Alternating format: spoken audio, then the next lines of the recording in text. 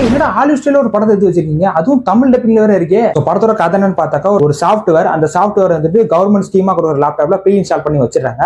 அந்த சாஃப்ட்வேர்னால வர பிரச்சனை நிறைய இருக்கு. அந்த பிரச்சனையை பத்தி ரேவதி மேம் தெரிஞ்சிருது. சோ இந்த விஷயத்தை எப்படியாச்சும் அவங்க வெளியே சொல்லி நினைக்கும் போது அவங்கள கொண்டு வர்றாங்க. சோ இப்போ இந்த விஷயம் வந்து இவங்களுக்கு மட்டும் தெரியாது, மம்முட்டிக்கும் தெரியும். சோ அவர் எப்படி வந்துட்டு இந்த விஷயத்தை வெளியே கொண்டு வந்தார் அப்படின்னு படத்தோட கதை. இந்த படம் நம்ம நிறைய இடத்துல மிரள வைக்கும். முக்கியமா மேக்கிங்கா மிரட்டி விட்டுருப்பாங்க. டெக்னிக்கல் ஒர்க் எல்லாமே இந்த படத்துல டாப் நாச்சா இருக்கும். முக்கியமா மம்முட்டி மோகன்லால் ரெண்டு பேரோட காம்போ வர சீன்லாம் வந்து செம பிளாஸ்டா இருக்கும். அந்த படத்துல நிறைய கேமியோஸும் வருவாங்க, அதுவுமே சூப்பரா இருந்துச்சு. அந்த படத்துல நடிச்ச எல்லாருமே செம்மையா அடிச்சிருந்தாங்க. அந்த படத்துல ஒரு சீன் வந்துட்டு சூப்பரா யூனிக்கா செம்மையா கொண்டு போயிருந்தாங்க. நிறைய சீன்ல வந்துட்டு இப்பலாமா நடக்குது, படத்தை பார்த்ததுக்கு அப்புறமா போன் கண்டிப்பா யூஸ் பண்ணி தான் ஆகணுமா, யூஸ் பண்ணலாமா, இது பிரச்சனை எல்லாம் வராது அப்படின்ற ஃபீல் நமக்கு கண்டிப்பா வருது.